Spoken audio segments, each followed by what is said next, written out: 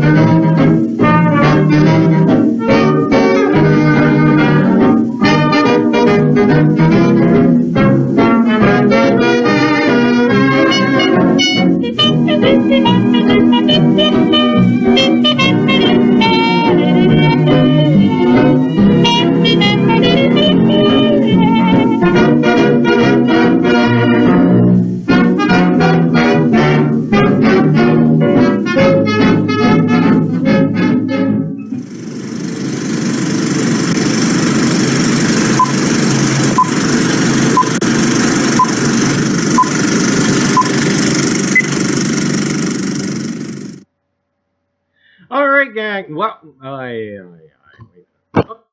welcome, gang. Thou shalt not put post-it notes over the camera.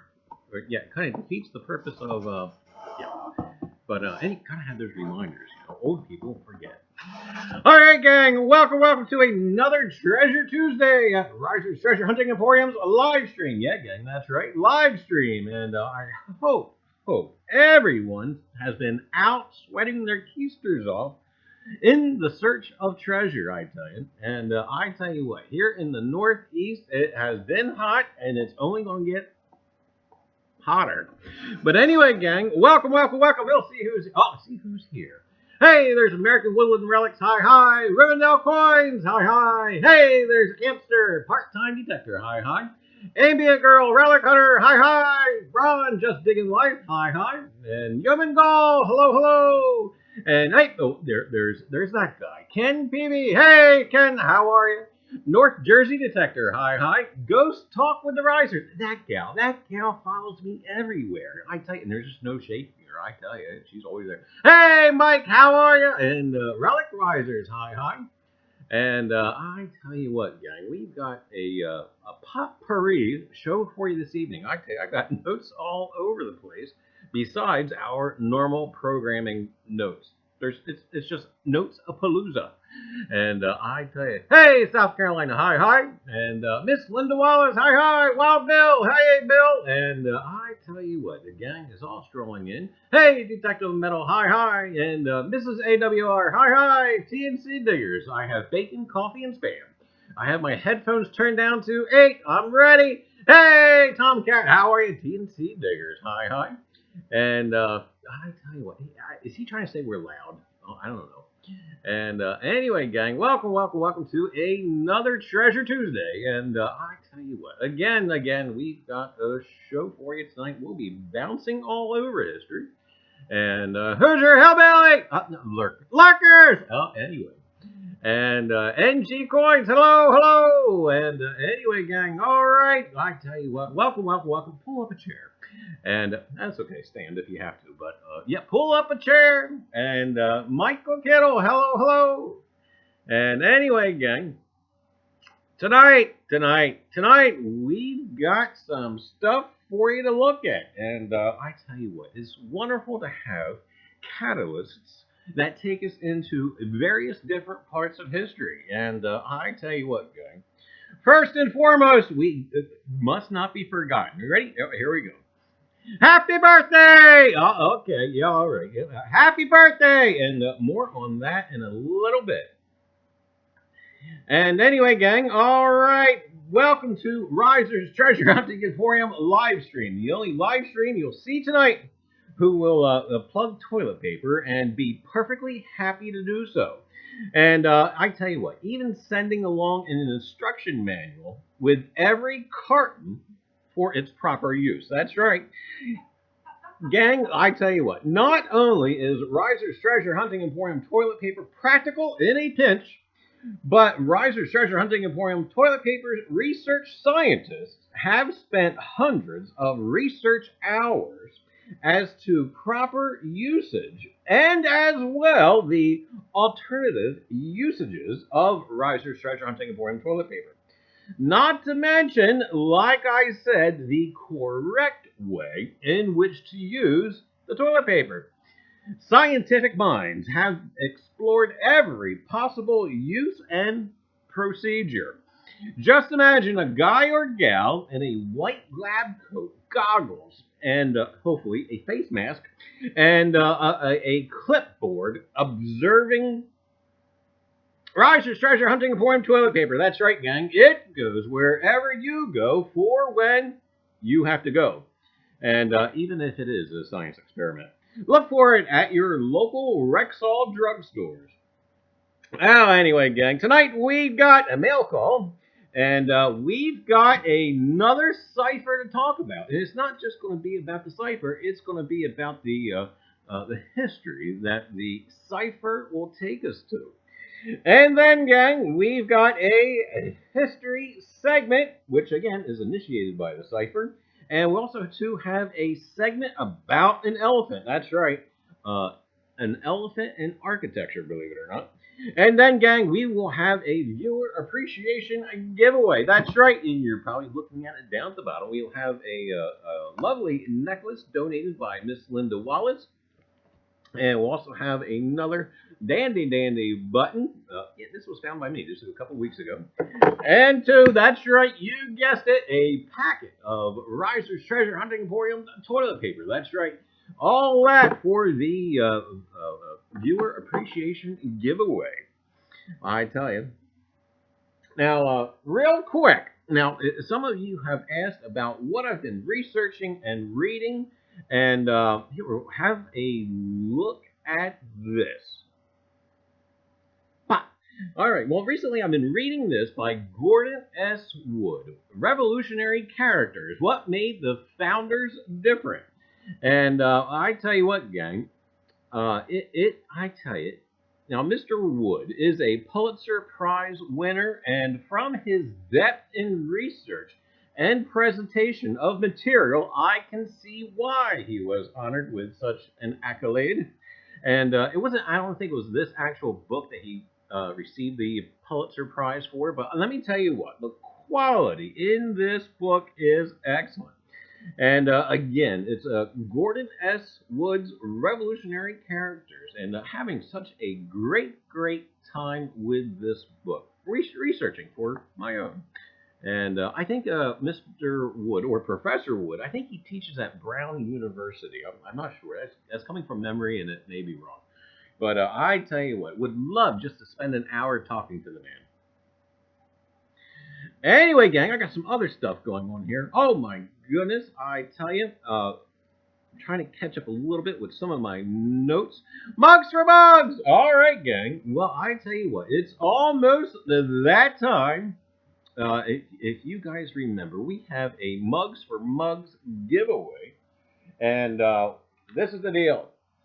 Mugs for Mugs! And I tell you what, first off, thank you so much for whoever purchased the mug. And for those folks who ordered and went in on the Mugs for Mugs giveaway, do take a picture of your mug with your mug and email it to me, and permit me to use it on the photo, and I'll enter you in for a silver round giveaway. And you're looking at it.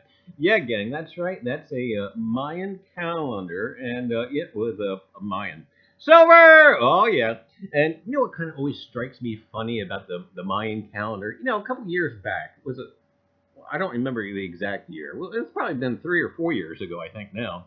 You know how the Mayan calendar was about to end, and everybody thought it was going to be the end of the world, and everybody should panic and etc. and stockpile and save water and well, anyway, it didn't happen. Now, some folks who wanted to save face say that the Mayan calendar is so different from ours, it just hasn't happened yet. But you know what? When you have a calendar, my calendar goes for exactly 1 year. Now, it's on the kitchen wall, etc. In 1 year, guess what? After that year, we get another calendar. Their calendar was so advanced and so ahead of itself. At what point did they say, you know what? 1,000 years, that's enough. I don't know.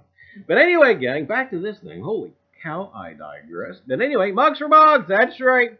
For you folks who purchase a mug, I do send me your photo, and I'll enter you in for the silver round giveaway. And you folks who did purchase a mug have until July the 19th. That's 2 more days away, 3 more days away. And so you got just a couple more days to get me that photo. And then, gang, next Tuesday, July the 23rd, a live stream, we will be giving away that silver round to one of the mug purchasers. So anyway, gang, stay tuned for that. And, as if that wasn't enough, and next Tuesday on the 23rd, kind of celebratory of our new plateau. We're over 1,500 subscribers now. I think it's like 1,523 or something of that nature. But anyway, in celebration of that, we'll also be giving away a mug during that live stream. So great stuff coming up. And speaking of stuff coming up, I don't know if you guys have heard, but that guy, well, that's right. You're looking at Ken Peavy. That's right.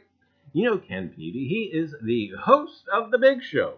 But anyway, gang, I tell you what, to give you a little riddle, the cat is out of the bag. That's right, the cat is out of the bag.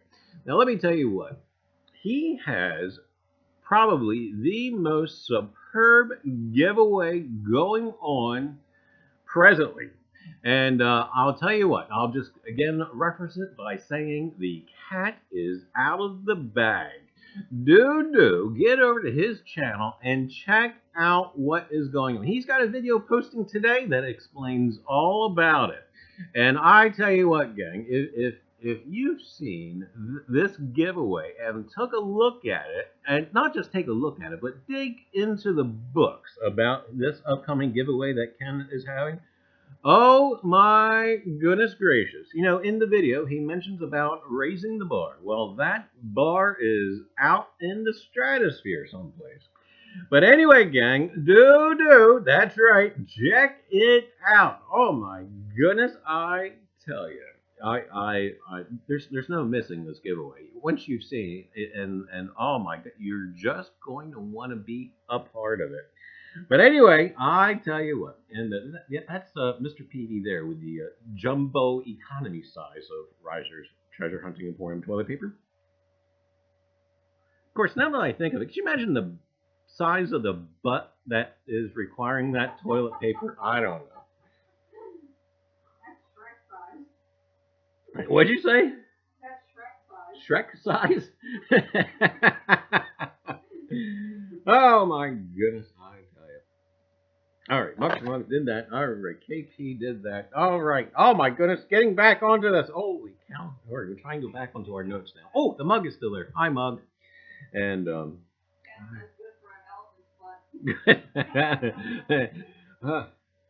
okay. There we go. And, holy cow. Oh, these people. Maddings! Oh my goodness, that's Mr. and Mrs. Madding you're looking. That's not John Belushi. You people stop. But anyway, you got Mr. and Mrs. Madding. And I tell you what, gang, Sandy and myself were on there a couple weeks ago. And I tell you what, we were in the Madding's channel. And, you know, there they both do a coin roll hunt. They challenge one another to a coin roll hunt. Duel, if you will. And they keep score, and they also include the viewers, not merely into the conversation, but with giveaways and guessing games and etc. Now, when we, Sandy and myself, were watching several weeks ago, Sandy had won the end of the stream giveaway, and here's what she got. She got a nice letter from us. It says, "Dear Sandy, thank you very much for coming to our live stream. It was great that you were able to come and have fun with us. Congratulations on winning our end of the stream giveaway. In this giveaway, you won a 1966 40% silver Kennedy half dollar, a 2004 P. Jefferson nickel with a possible strike-through error, a 1970 SBU wheat cent, look for the double mint mark, 1952 King George VI Canadian cent, and I tell you what, as if it wasn't enough, a 2012 D, not intended for circulation, Kennedy half dollar. Thank you again for coming to our live stream, and we look forward to seeing you again next stream." And it's signed off by the Maddings. Well, anyway, Maddings, thank you so very much, and I tell you what, thank you for Sandy anyway. And I tell you what, great time, great on the channel. And even though the screenshot I have up here has Mr. Matting ahead, that's typically not always the case. Yeah, I tell you what, Mrs. Matting always puts the beat down on Mr. Matting. Yeah, you know what? I think you might have missed this last episode. Mr. Matting actually won. Really? At the very end, he actually won. But anyway, gang, do give the Mattings a look at. I tell you. All right. Well, so far with my notes, I have no idea where I'm at. So anyway, so right now we'll just go ahead and throw in an impromptu. All right, gang. How about that? Right? All right, gang. Anyway. Oh, that's what it says here. All right, gang. Well, onward. Recently, I got another cipher from Rivendell Coins. This guy. And this seems like ages ago. I should have looked to see when we were doing this, because I'm kind of curious now how long ago this was. But anyway, you're looking at Rivendell Coins. That's right. Now you guys know that for fun we make ciphers for one another to exercise our noggins with. And but anyway, here is the latest from Rivendell Coins. Ah, there. How about that? There it is. Now, I tell you what, gang. When I first peered. Well, all right, see that spelling counts. I don't know. I kind of like paired better. But anyway, when I first peered at the cipher, two things caught my attention. It wasn't the code itself, but the illustrations. When you look at the pictures singularly, they could almost be anything. However, once together, I had no doubt what they were and who they represented.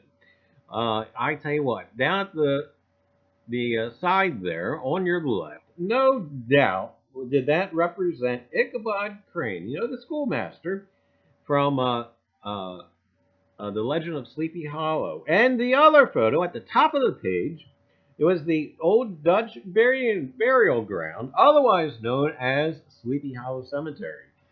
Now, I tell you what, gang, with the identity of the illustrations and a combination of fiction with fact, I knew Washington Irving's The Legend of Sleepy Hollow had a place somewhere in this cipher.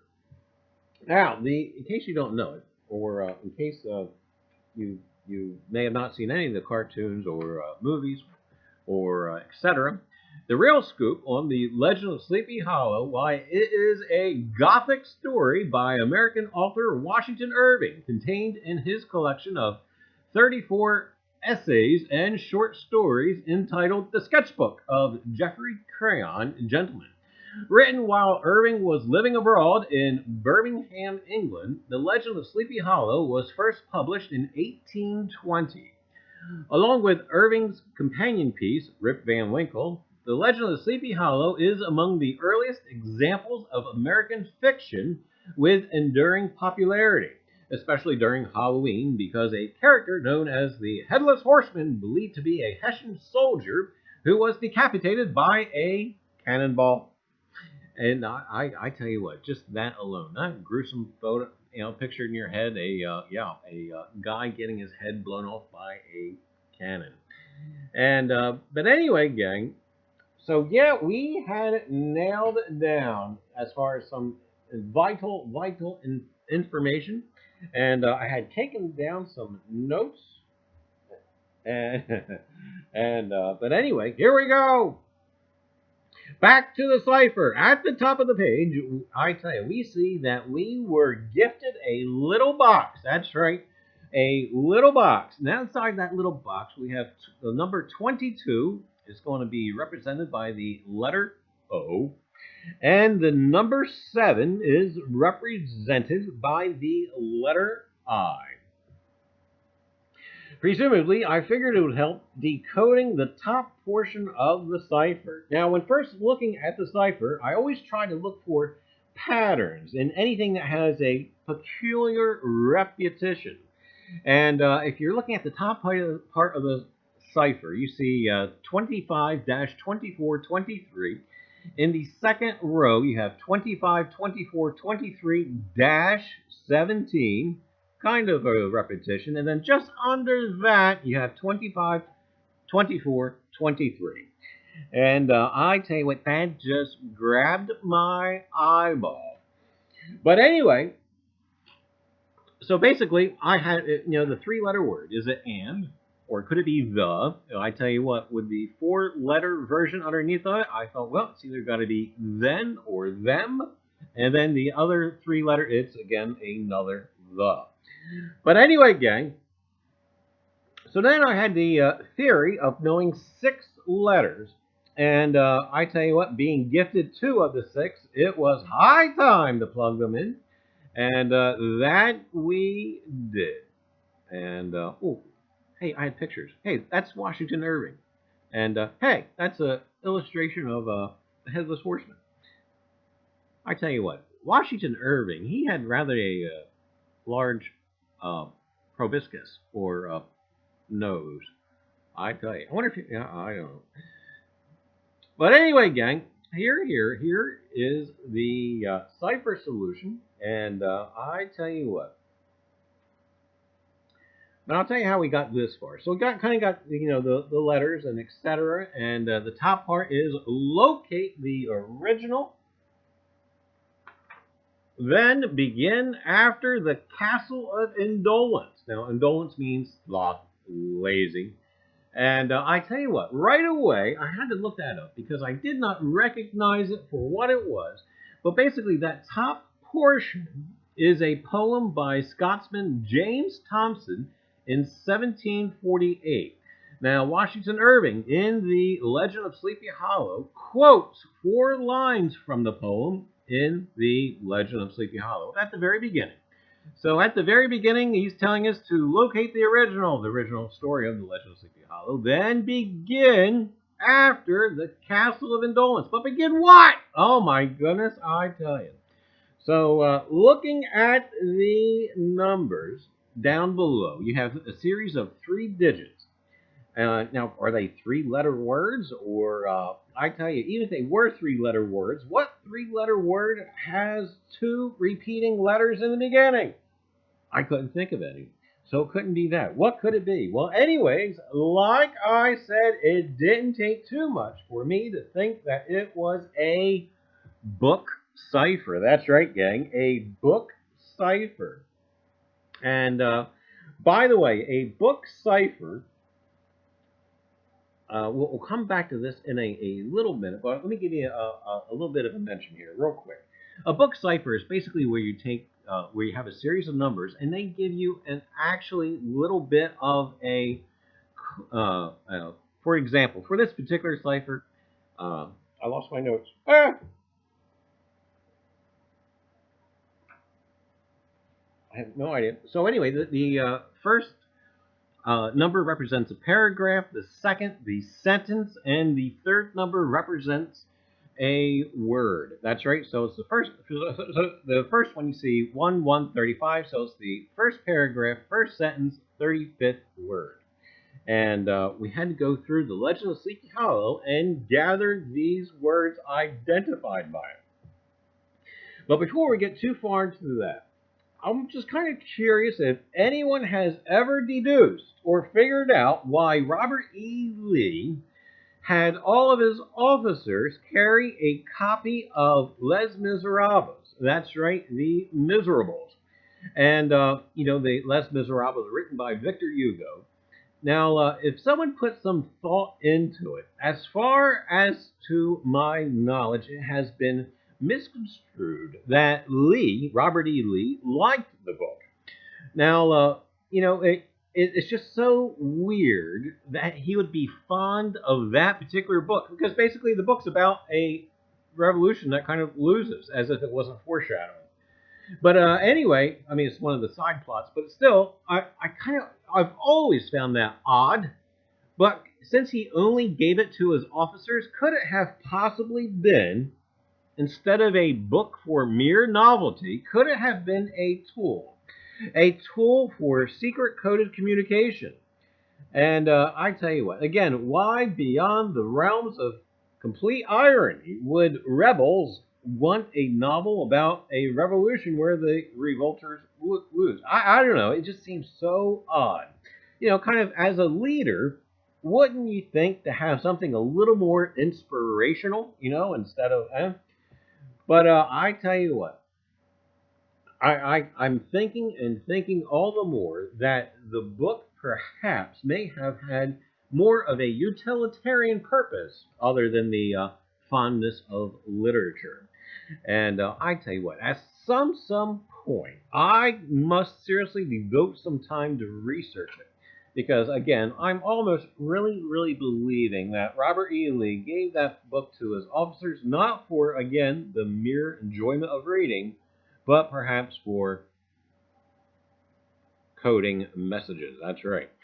But anyway, back to the cipher. Oh my goodness. So anyway, this book, Ciphers, happens to be, again, paragraph, sentence, and word.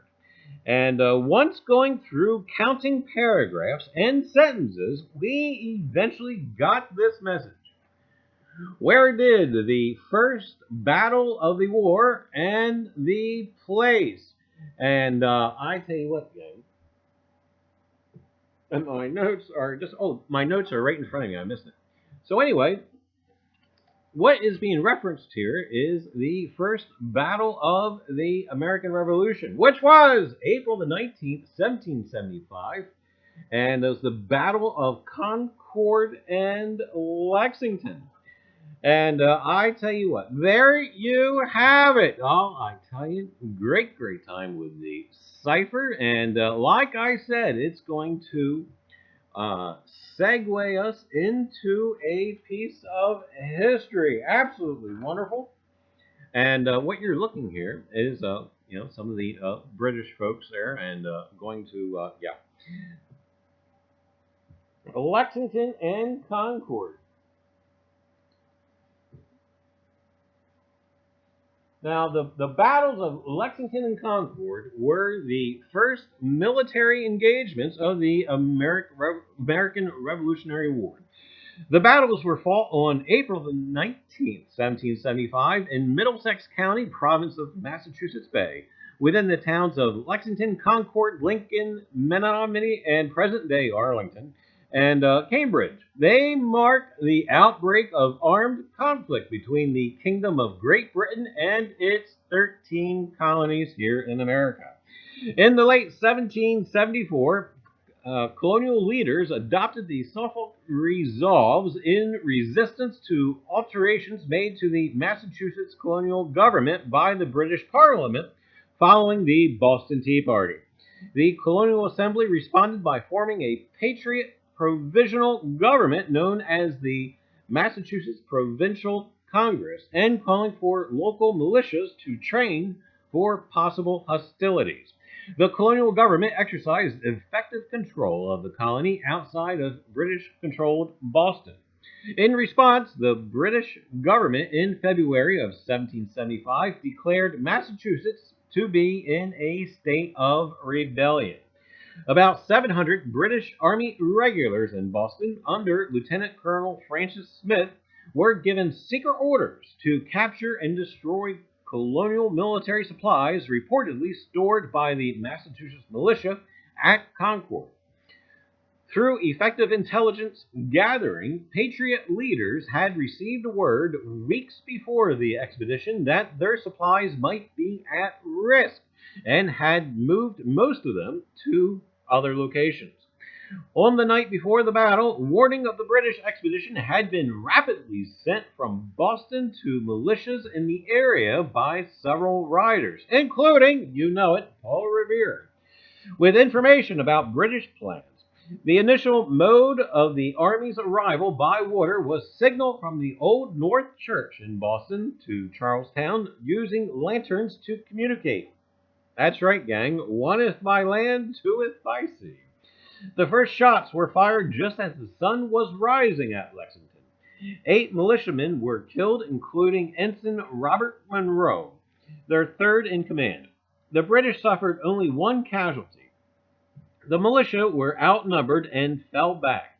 and the regulars proceeded on to Concord, where they broke apart into companies to search for the supplies. At the North Bridge in Concord, approximately 400 militiamen engaged 100 regulars from 3 companies of the King's troops at about 11 a.m., resulting in casualties on both sides. The outnumbered regulars fell back from the bridge and rejoined the main body of British forces in Concord. Well, there you go, gang. That's all we're going to go with that. I tell you, the Battle of Lexington and Concord. There you have it, I tell you. And we do have some loose ends that need mentioning.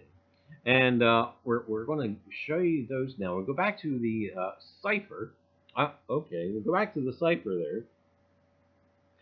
And the numbers underneath the illustrations, they were coordinates, believe it or not, to the old Dutch burying grounds, or Sleepy Hollow Cemetery.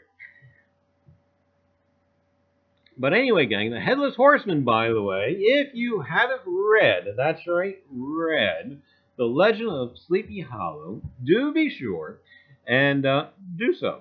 Why, you will be surprised how different it is from cartoons and Hollywood's embellishments.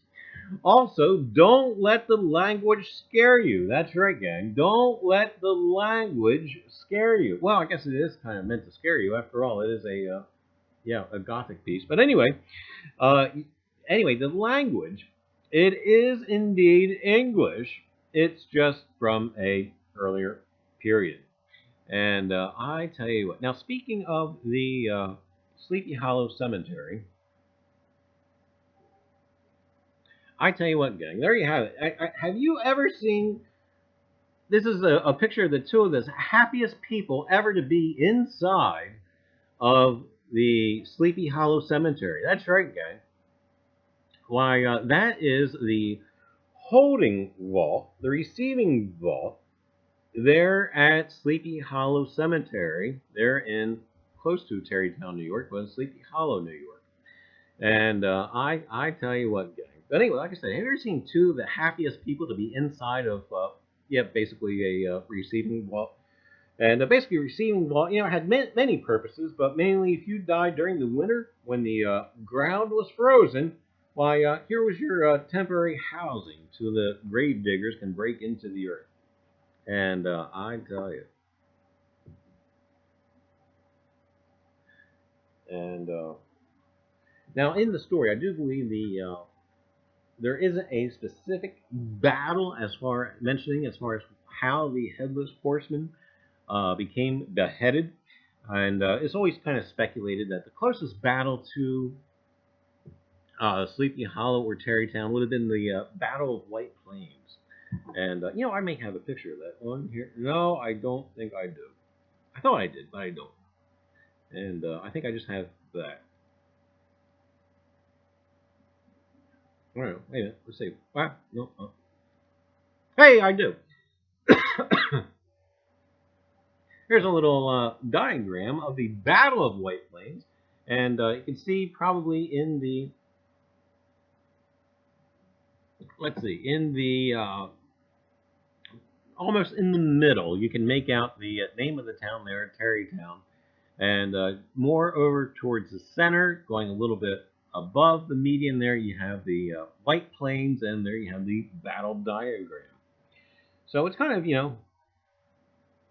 it's kind of speculative that the Headless Horseman lost his head by the errant cannonball at the Battle of White Plains.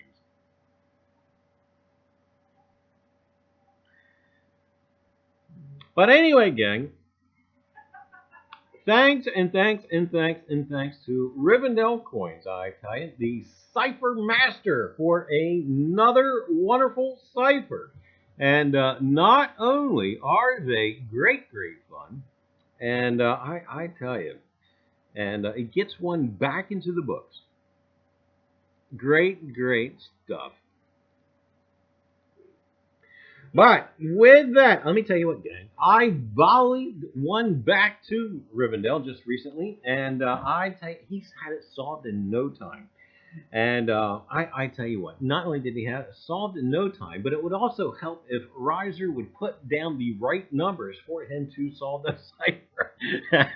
Here I was trying to make it tough and didn't know how tough I made it because I actually, I errantly put down the wrong number for one of the clues. So what's weird is I said not only does he solve the cipher, but he also lets me know that I have a mistake in the cipher. And I tell you, oh boy, I tell you, great fun. But anyway, gang, Rivendell coins. Let me tell you what. Now, if you guys are into the cipher thing, let me tell you what. You need to go check out Rivendell Coins' most recent video. And he has what I guess you could call a cipher challenge video. That's right, you too can be in on the fun. Now it's posted over on his channel, Rivendell Coins, and basically what you got to do is solve the cipher.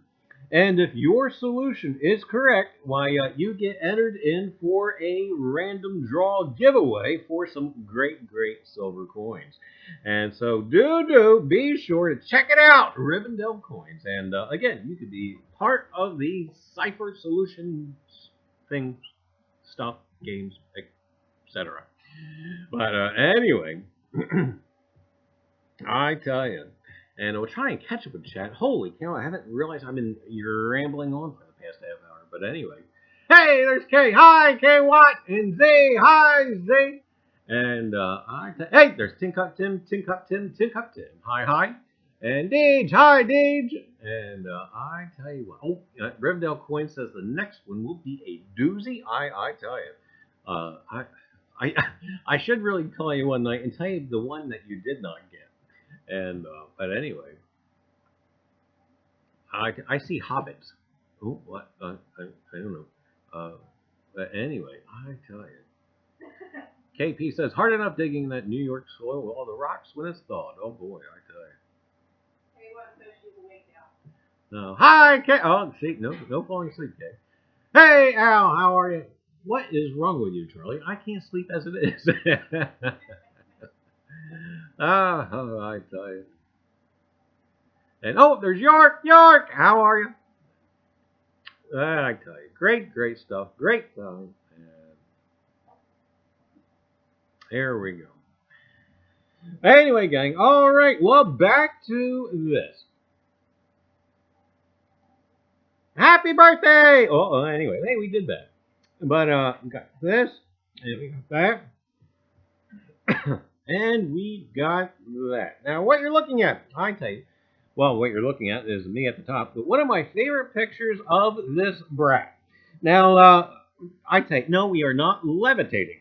Well, of course, that'd be a handy talent anyway. But anyway, no, we are not levitating. We are actually standing atop of Lucy the elephant. That's right, novelty architecture. Now, it's Lucy the elephant is located in Margate, New Jersey. And I'm kind of getting ahead of my story. Lucy the elephant is a 6-story elephant-shaped example of novelty architecture constructed of wood and tin sheeting in 1881 by James V. Lafferty in Margate City, New Jersey, approximately 5 miles south of Atlantic City. So basically, you can lose all of your money and go and stand around a elephant-shaped building. I don't know. Originally named Elephant Bazaar, Lucy was built to promote real estate sales and attract tourists. Today, Lucy is the oldest surviving roadside tourist attraction in America.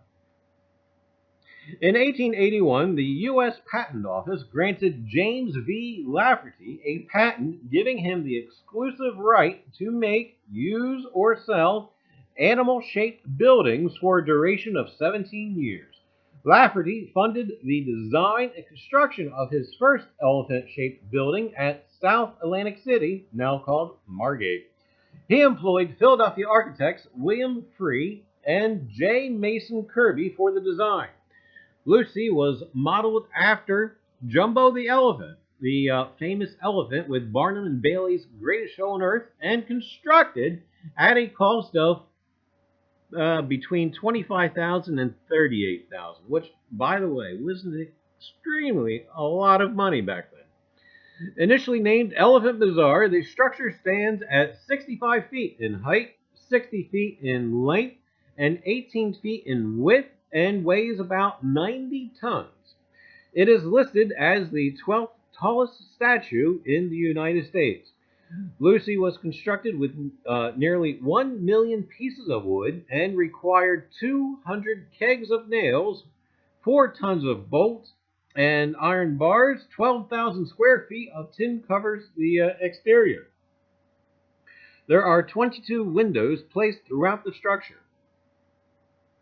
Originally, Lafferty brought potential real estate customers to view parcels of land from Lucy's howdah carriage. Basically, the thing at the top there where we were standing, and you can see on Lucy's back there.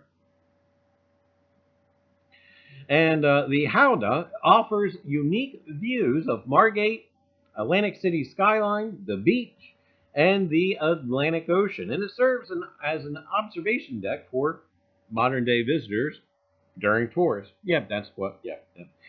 The structure was sold to Anton Gertson of Philadelphia in 1887 and remained in his family until 1970. Anton's daughter-in-law, Sophia Gertson, reportedly dubbed the structure Lucy the Elephant in 1902. The shape of Lucy's head is characteristic of an Asian elephant, and male elephants have tusks. Initially, the elephant was referred to as a male, but eventually became commonly known as female. Through the first half of the 20th century, Lucy served as a restaurant, business office, cottage, and tavern. Tavern until actually the closed due to Prohibition. The building was depicted on many souvenir postcards, often referred to as the Elephant Hotel of Atlantic City. And actually, the actual hotel was in a nearby building and not actually inside the elephant. Save Lucy Committee. By the 1960s, Lucy had fallen into disrepair and was scheduled for demolition. In 1969, Edwin T. Carpenter and a group of Margate citizens formed the Margate Civic Association, which later became Save Lucy Committee, underneath Josephine Heron and Sylvia Carpenter. They were given a 30-day deadline to move the edifice or pay for its demolition. That's right, gang.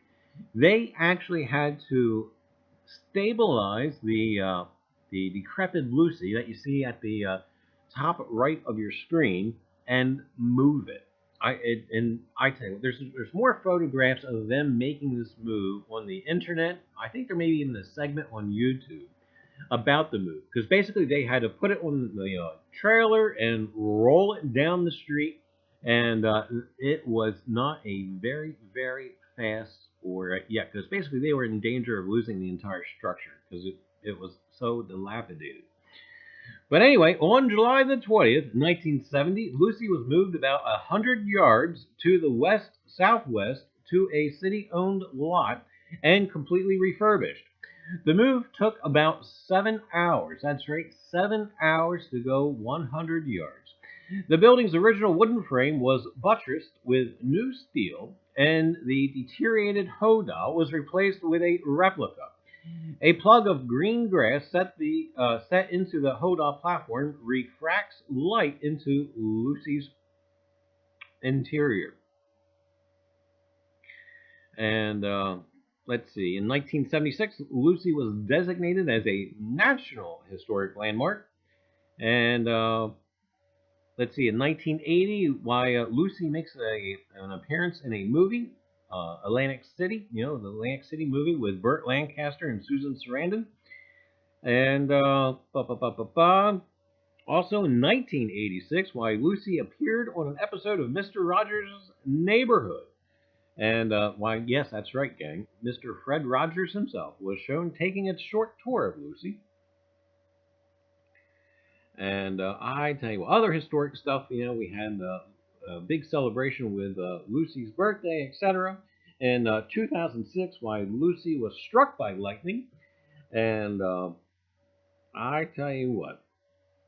But again, I tell you that just a very, very neat buy.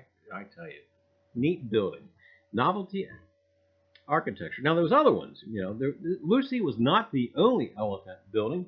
There was Elephantine Colossus, which was a Coney Island elephant, and I believe it was actually even larger than Lucy. And then there was the Light of Asia, which was in Cape May, New Jersey, and that one was built in 1884. And I tell you what, gang. So there's other ones besides this one itself. But anyway, that's Lucy the elephant. And if you ever have the chance to be in the Atlantic City area, do. I mean, the fee to take a tour is rather nominal. It doesn't really cost you all that much. I think it was only a couple dollars, wasn't it? It was like $5 or something. I don't remember. I don't know if you remember I stayed in the front. Oh yes, that's right. If you do have claustrophobia, in order to get to the inside and top of Lucy, there's a spiral staircase inside the leg, so it's rather compact. But anyway, gang, there you have it, Lucy the elephant. And I tell you, I think I want a house in the shape of an elephant. I don't think so. No? What? Oh, okay. But what exactly would be the property taxes on an elephant-shaped house? I mean, how would you go about figuring out the square footage? I don't know. But anyway. Good question. TNC Digger says only peanuts, and Ambient Girl says you enter at her trunk and exit at her tail. Yeah, I tell you. Oh goodness. Won't you be my neighbor? Oh, anyway. Oh, is Adriana here? Oh, darn. Okay. Anyway, gang. All right. With that, it's time, gang. That's right, gang. It's time to wake up Rosie and have her do tonight's giveaway. That's right. Tonight's giveaway.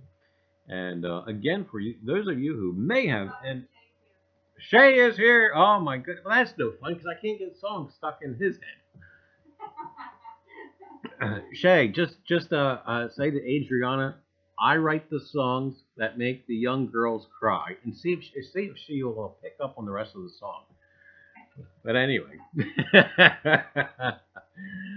I tell you. Anyway, gang, that's right. It's time to wake up Rosie. Rosie, are you awake? Rosie's awake. And I tell you what, lurkers, Shay, lurkers, heads up! You must have anything into the chat so that our fickle random pickerbot Rosie knows you are indeed here. And so, without further ado, why we'll. Oh, I forgot to call Amanda out. No, you don't have to. Hi, Amanda.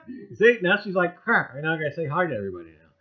Well, anyway, hi, Amanda, coin card hobby. Oh, I'll tell you. But anyway, do be sure to get something into the chat, and we'll get this giveaway given out. And hey, CJ, how are you? And anyway, teach you people to lurk, I tell you. And anyway.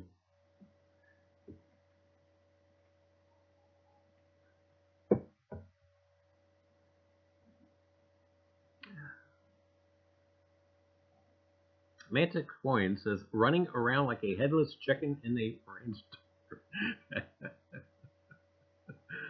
Anna says, I have to take a ride down to see Lucy. Haven't been there in years. I tell you, it's neat. Do be sure to take a look at it.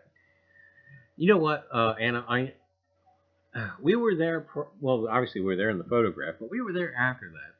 And I kind of started looking at the ocean and looking at where Lucy presently is. And I tell you what, at high tide, Lucy cannot be more than 300 yards away from the water's edge. So, oh yeah, thankfully not too much damage happened during Hurricane Sandy, but I tell you, sometimes I think in the back of my head, Not to be a pessimist, but it's only a matter of time. But Yeah, but they have the sandwich shop in front of her. yeah, See her at the beach? I mean that would stop some, but that wouldn't stop a hurricane. No.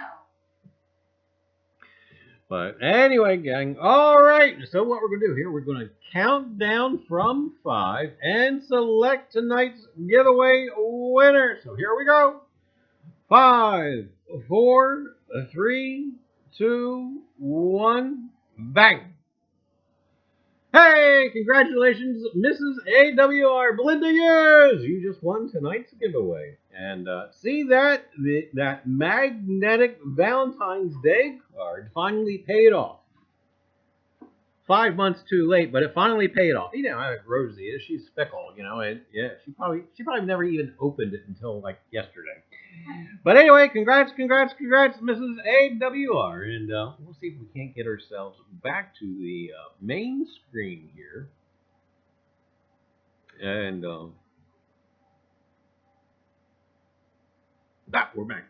Anyway, so one quick thing. We've been redeveloping the channel a little bit. And we will be broadcasting every other Saturday. We really made the attempt to broadcast this past Saturday, and it never worked out. So in case you think you might have missed something, you didn't, because there was nothing there to miss. Yeah, anyway. But yeah, we'll be broadcasting every other Saturday. It won't be the same format. This is our Tuesday night show. And we may be moving game night too. We're still going to be doing game night. But the game night may not be on our normal, our usual Tuesday. So we'll still have our normal Tuesday format. We're going to still do the game night on probably some other night. And then we would have every other Saturday, we'll be doing a live out and about. Now, that Saturday show is a little bit different. It's nothing that's going to be overly prepared. It's nothing that's going to be overly worked. It's basically the viewer's going to be seeing what I am seeing, and basically having a tour of something, or just kind of curiously looking at something, and basically really be, not to steal from Miss Liz from Digging Canuck, but kind of be off the cuff with it. And we'll still talk about history, and of course we'll talk about metal detecting, treasure hunting, and coins, and who knows what else. But and toilet paper. But so that Saturday show will kind of have a really different format. And what happened was I got to looking at the we tried to do the Walking Tour of Philadelphia series, and as I was doing it, or I should say rewatching it, I was like, I had something right, but I didn't do it right. If we just stayed at one of those places during the John Barry Walking Tour of Philadelphia, we would have had a show. And it would have been a nice hour-long show. And so, again, it was kind of overly produced. I was trying to jam too much into it. If I just took one spot, like Christchurch Cemetery, for example, or Christchurch, that would have made a nice show. And so I'm thinking that that's something that we're going to do. And again, probably have a note card's worth of notes. This way I have a little bit of background material, and then we'll go from there. And that, like I said, that's going to be our every other Saturday show. And game night will be moving to a different night, and so we're still going to keep that around. That's not moving just of yet. That's still going to be on the second Tuesday of the month for now. That's not ready to move yet, but do be sure to keep a lookout for the Saturday show. Now, I don't have the schedule really concreted in yet. It's not going to start this Saturday. It was supposed to start this previous Saturday, but things didn't work out. Yeah. But anyway, I'm going to shoot for not this Saturday, the following Saturday, but it depends. Some things have got to fall into place, like life. But yeah. So anyway, stuff to look out for. Anyway, gang, do not forget Liz Digging Canuck. Now, this upcoming Thursday, she has a Retro Thursday show going on that you don't want to miss. And if you want to participate, this is what you do. You throw in a old photograph of yourself or thing or your first car or whatever, and email it on over to Liz and over at Digging Canuck. And Thursday's show is going to be just that, Retro Thursday. So don't miss Off the Cuff Thursday, Digging Canuck Liz at 7:30 Eastern Standard Time. And then, gang, Friday, oh, you've got that guy. You've got Hoosier Hillbilly. He'll be on at 7. And then M.A. Lyman 24. Mike, he sometimes comes on at 8 o'clock. Usually he was doing there every other Friday, but lately I think he's been on every Friday. But Mike, if you're going to be on this Friday, let us know. And right now, Mantic Coins is on their little hiatus, but they will be back. And then, gang, that's right, Sunday, you've got Liz again at 10 a.m. for Coffee with Liz. I tell you, it's always a good time. And then, gang, you've got that cat. That's right, Cat. Ken Pingey in the Big Show. I tell you what, Sunday night at 9:30 Eastern Standard Time. Great show. Probably the biggest coin giveaway show on the planet, or at least YouTube. But yeah, I tell you, always a grand time. But anyway, gang, I tell you, no, Mondays. Oh my God, I ran out of room on the chalkboard. Mondays, don't miss it. AWR's Monday Madness at 7 p.m. Eastern Standard Time. Again, always a great time. Oh, also too. Oh boy, that's on my notes. I don't know where it is. Also too, AWR. He's doing T-shirts. So if you want an American Woodland Relics T-shirt, do get a hold of Paul, and I tell you, let him know what size. And I don't think he has 13X, so I don't know. But anyway, no Lucy the Elephant size. But anyway, gang, that is all. Well, anyway, no Afterglow for this evening. But again, do look for us, not this Saturday, but the following Saturday. And I tell you, we'll see what madness we can get into. But anyway, gang, alright, well, we'll see you right back here. Same time, same place, Tuesdays, 7 p.m. Eastern Standard Time for another episode of Reiser's Treasure Hunting Emporium's live stream. Yeah, gang, that's right, live stream. And until then, we will see you all out on the tube. Alright, gang, have a great night, and do be safe in this heat, I tell you. It's hot out there. Alright, gang, have a great night.